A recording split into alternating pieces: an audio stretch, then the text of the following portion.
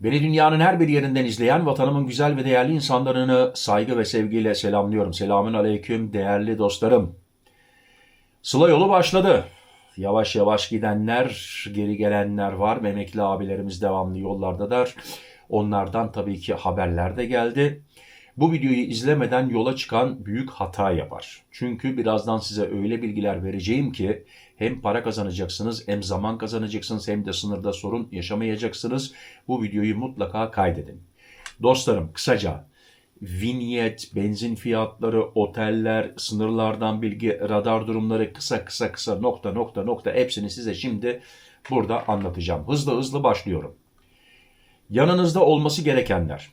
Pasaport, geçerlilik süresine bakın. Kendinizin ve ailenizin ehliyet, araç ruhsatı, yeşil sigorta çok önemli. Vekaletname, araç sizin değilse vekaletname şart. Vekaletnameyi nereden alacaksınız? Noterden veya konsolosluktan. Almanya'da ADAK'tan alanlar var. ADAK vekaletnamesiyle gidip gelenler var. Sorun yaşamayanlar var. Ama ADAK vekaletnamesiyle gidip de Türkiye sınırından geri döndürenler de var. Artık kendiniz karar verin nasıl gitmek istiyorsunuz. Ben şahsen konsolosluktan alırım. Ama tekrar dile getiriyorum.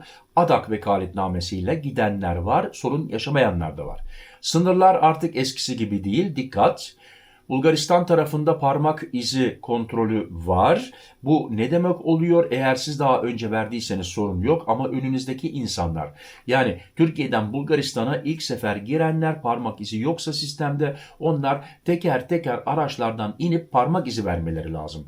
Bu ne demek oluyor değerli dostlarım? Saatlerce beklemek oluyor. Yani bunları hep hesaplayın. Hep hesaplayın. Ya beni ilgilendirmiyor demeyin. Çünkü sen vermişindir ama önünde 5 araçta her araçtan 4 kişi çıkacaksa 20 kişi yapar. Bu 20 kişi parmak izi vermesi için kendiniz artık hesaplayın ne kadar sürer. Bir de çok önemli, 10.000 euro üstü paranız varsa mutlaka beyan edin. Altın ona kesa, 10.000 eurodan fazla oldu mu beyan etmeniz lazım. Yoksa cezaları yüksek ve paraları, altınları elinizden maalesef alıyorlar. 10.000'in üzerinde para varsa yanınızda beyan ettiğiniz zaman gümrük memuru banka belgesini soruyor. Yani ben de çok saçma buluyorum bu konuyu. Yani aklıma geldikçe hatta sinirleniyorum değerli dostlarım. Ya sana ne kardeşim, belki ben bunu evimde biriktirdim. Değil mi? Her ay 500 biriktirdim. Sana ne, nereden aldıysam aldım. Ama banka belgesi istiyorlar. Ya ne günlere kaldık ya gerçekten. Yollarda en büyük tehlike radarlar. Radarlar artık normal radar değil. Bunlar ufak kameralar ve seni takip ediyor. Nokta A'dan nokta B'ye kadar ortalama hızını ölçüyor. Sırbistan'da bilhassa tüneller, girişlerde duvarların içine saklanmış, gizlenmiş, dikkat yani bunlara dikkat. Macaristan'da var, Sırbistan'da var, Romanya'da var, Sırbistan'da var. Türkiye'de de A'dan B'ye kadar ortalama hız radarları var. Hiçbir şeyden haberin olmaz. Türkiye'den çıkarken derler, bir dakika beyefendi şu kadar hızlı gitmişsiniz, şu kadar borcunuz var. Ama iyi tarafı kredi kartından ödeyebilirsin. Bunlara dikkat edin. Sırbistan, Macaristan, Bulgaristan, onları söyledik. Vinyet. Burada vinyet aldığınız yere dikkat edin.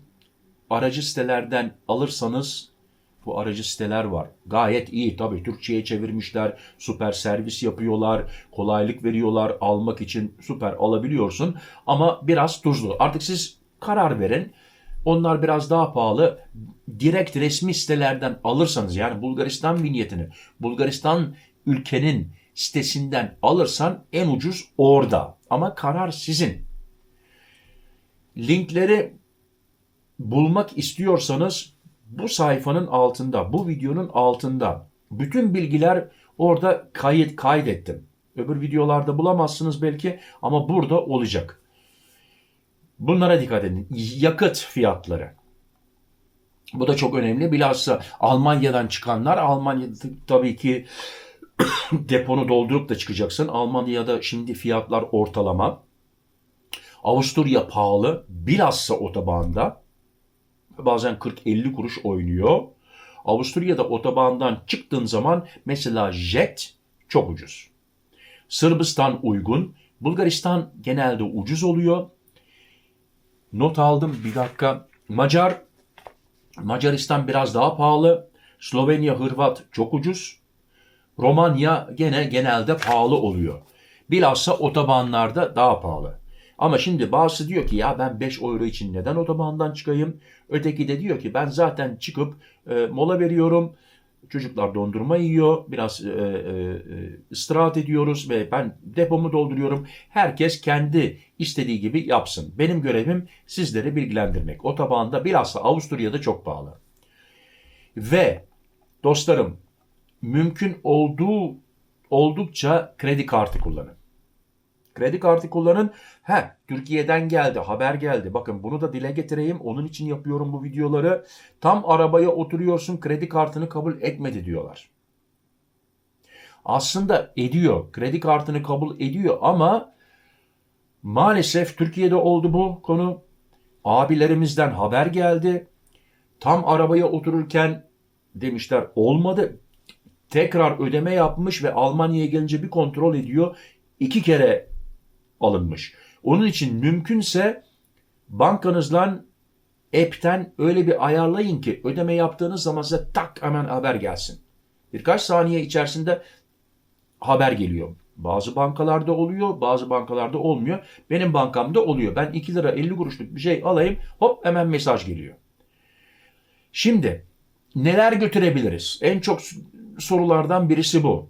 Dostlarım bakın böyle kahve, çikolata bunlar kişi başı birer kilo. Bilhassa Türkiye çikolatayı 2 kilodan 1 kiloya indirdi. Ama şimdi mesela ne diyeyim arabada 3-4 kişisin.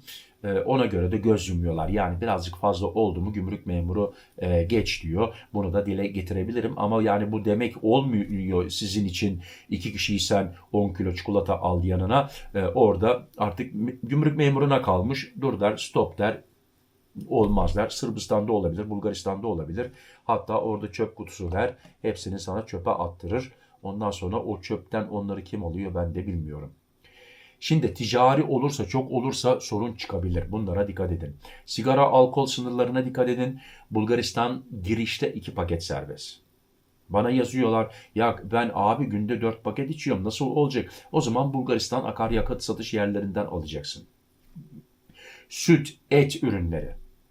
Yolda tüketebileceğiniz kadar serbest, fazlası yasak.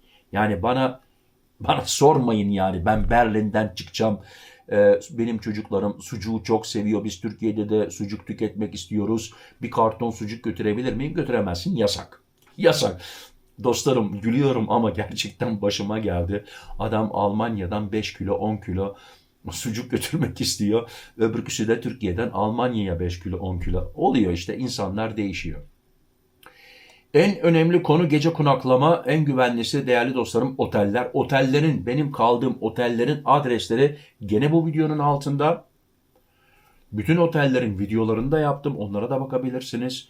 Ve orada söylüyorum memnun kaldım mı, kalmadım mı?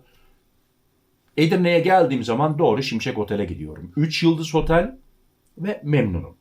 Fiyatını soracak olursanız devamlı değiştiği için bir şey söyleyemem ama internetten bakabilirsiniz. Oradan devamlı fiyatlar güncelli bir şekilde öğrenebilirsiniz. Parkları güvenli. Otelin karşısında kameralar var. Odaları temiz. 3 yıldız bir otel. 3 yıldız bir otel yani 5 yıldız değil 3 yıldız otel ve gayet güzel. Benim hoşuma gidiyor. Devamlı orada ben konaklıyorum. Eğer araçta kalırsanız 2 kişiyseniz muhakkak birisi nöbet tutsun. Dikkat edin araçlara zarar veriyorlar. Arabanın altına girip kablo çekiyorlar. Tekerleğine zarar veriyor. Yorgunluk. 2 kişiyseniz, 2 şoförseniz devamlı değiştirin. Bir o kullansın, bir siz kullanın, mola verin. Uykusuz direksiyon başına geçmeyin. Kendinizi düşünmüyorsanız karşınızdaki insanları düşünün. Türkiye'ye girişte araç sizin değilse vekaletname şart, onu söyledik ve çok önemli. Türkiye'de aracı bırakıp uçakla çıkmak gerekiyorsa muhakkak taahhütname vermeniz gerekiyor. Vermeyenler cezaydı. Dostlarım, bu videoyu paylaşın, herkesin haberi olsun. Siz ne zaman çıkıyorsunuz yorumlara yazın. Hep beraber muhabbet edelim. Kendinize dikkat edin, sağlığınıza dikkat edin. Hoşça kalın, benimle kalın. Murat.